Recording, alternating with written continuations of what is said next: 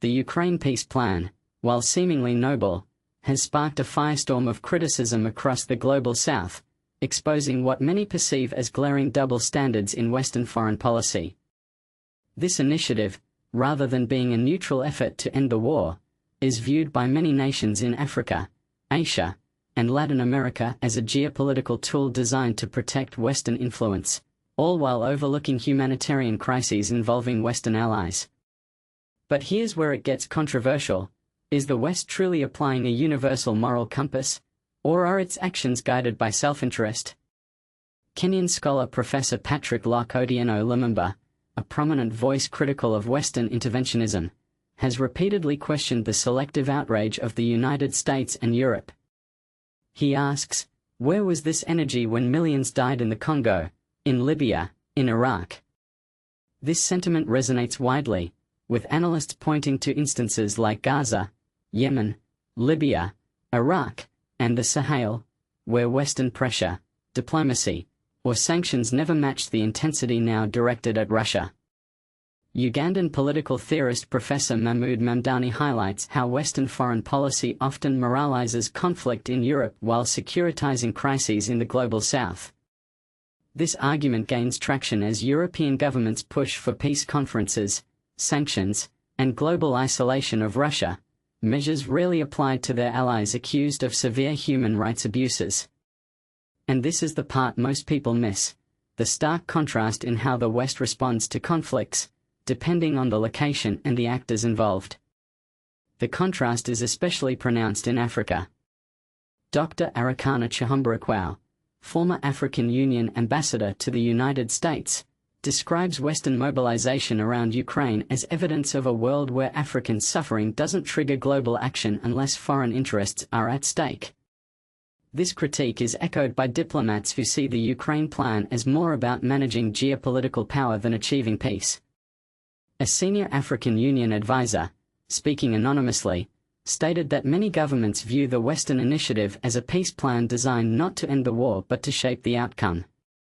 They cite examples like Libya in 2011, Iraq in 2003, and Rwanda during the genocide, where international responses lacked the same level of global conferences, sanctions, or coordinated diplomatic pressure. Indian historian Vijay Prashad argues that the Ukraine war has revealed the hierarchy of human suffering in Western consciousness. While Europe mobilized immediately for Ukrainian refugees, asylum seekers from Africa and the Middle East faced pushbacks, detention, or silence. This highlights a core grievance of the global South: humanitarian values appear conditional on geography and identity. The economic impact of the war further exacerbates this imbalance. Rising fuel prices, disrupted grain markets, and tightening financial conditions have disproportionately affected poorer nations.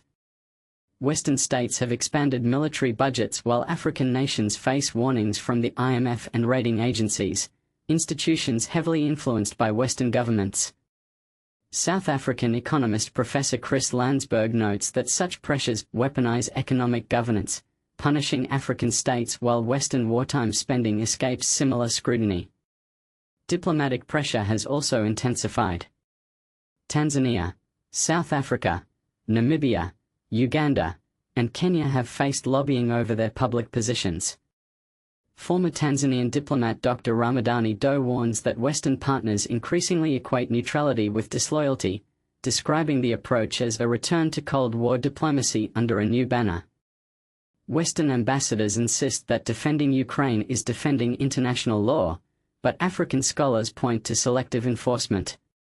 For example, International Court of Justice rulings against Israel haven't resulted in sanctions or diplomatic isolation, nor have Saudi operations in Yemen or France's long history in the Sahel triggered comparable measures. Former UN Special Reporter Richard Falk describes this pattern as international law applied à la carte, depending on the violator's political identity. The Global South sees this as the central contradiction in the Ukraine peace plan. Western media narratives reinforce this perception. Resistance in Ukraine is framed as self-defense, while Palestinian resistance is labeled terrorism. African countries buying drones from non-Western countries is seen as foreign influence, while Europe sending weapons is considered support. These contrasts form the backbone of critiques by African editors. For many outside the West, the Ukraine peace plan symbolizes a deeper imbalance in global governance, where Western states claim universal moral authority while applying it selectively. As Senegalese intellectual Felwine Sarr writes, "A world built on asymmetry cannot demand symmetrical empathy." The war in Ukraine is undoubtedly tragic, and civilians deserve peace.